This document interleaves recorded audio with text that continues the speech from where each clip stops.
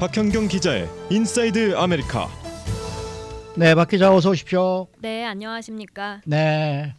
자, 이 캘리포니아주에 최근 비가 많이 내리면서 2월에만 무려 18조 갤런의 강우량을 기록했다. 이런 보도가 나오고 있습니다. 그런데 그렇다고 해서 이게 다 가뭄에 도움이 되는 것은 아니라고 하는데 좀 자세한 얘기를 좀 나눠봐야 될 것 같네요. 네. 자, 먼저 이 18조 갤런 이거 어느 정도 되는 양입니까?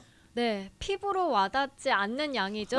네. 18조 갤런이라고 하면은 이거를 이제 올림픽 기준 수영장 있지 않습니까? 네네. 네네. 그 수영장에 2,700만 개를 몸는 것과 같다고 합니다. 2,700만 개. 네. 와. 2,700개 아니고. 네.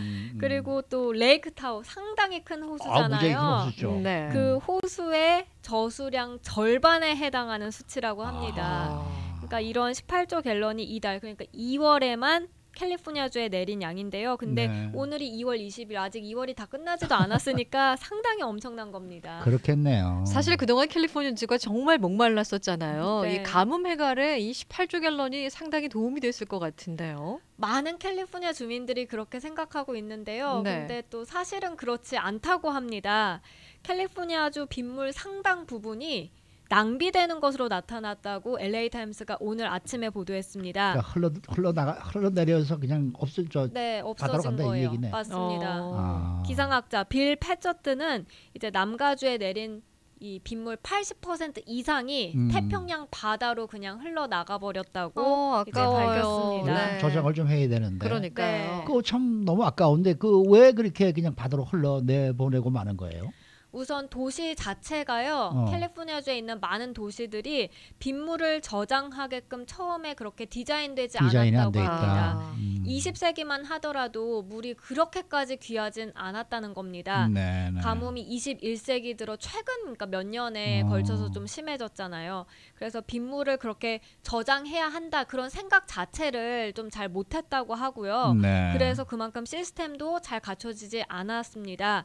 그런데 이제 몇 년 전부터 가뭄이 극심해지면서 빗물을 그때부터 저장을 하려다 보니까 도시 자체가 그렇게 디자인이 되지 않아서 생각보다 어려움을 겪는 것으로 나타났습니다. 예를 들면요, 이 LA의 3분의 2 지역은 다 이제 포장이 돼 있다고 그렇죠. 합니다. 네. 그러니까 네. 흙이 아니라 이제 콘크리트나 아스팔트로 덮여 있다는 설명인데요.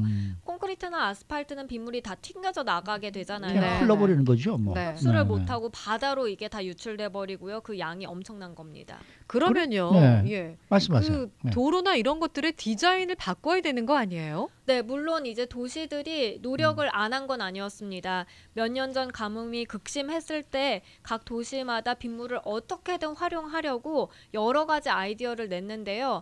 그 콘크리트를 없애는 방안도 이제 그 논의가 됐었고 실제로 그랬습니다. LA 강 주변에 이제 콘크리트로 돼 있었는데 그게 빗물을 튕겨져 나가게 하다 보니까 어떻게든 그쪽 부분이라도 토지에 흡수시키기 위해서 그쪽의 콘크리트들을 모두 다 제거했습니다. 근데 별다른 효과가 없었다고 해요. 그래요? 그러니까 그 효과가 있긴 있었지만 굉장히 미미한 수준에 그쳤던 겁니다. 네. 그런데 비가 조금만 좀 많이 오면 뭐 홍수주의보가 매번 발령되고 그러지 않습니까? 네. 이걸 어떻게 활용할 수 있는 방안이 좀 나와야 될 것 같은데. 네. 잘 지적해 주신 게 비가 많이 오면 강은 넘쳐나는데 네. 그만큼 또 빗물을 저장할 만한 저장소는 부족한 겁니다. 그래서 나온 아이디어가 지하 물탱크입니다. 지하 물탱크. 네, 빗물은 배수구를 통해서 물탱크로 모이게 하고요. 물탱크에 모인 물들은 다시 여과 장치를 통과합니다. 그래서 여과 장치에서 이제 환경 오염 물질 같은 것들은 다 걸러지고 나중에 이 공해 물질들이 제거되고요. 그렇게 하지 않으면 이제 쓰레기 같은 게 다 태평양으로 흘러 들어갈 수 있으니까요. 그렇죠. 근데 이 LA 모든 하천들은 빗물의 대부분을 바다로 흘려보내고 따라서 바다가 오염되고 사람들까지도 병들기 시작한다고 하는데 그래서 물탱크가 더더욱 필요하다는 지적이 힘을 얻고 있습니다. 네.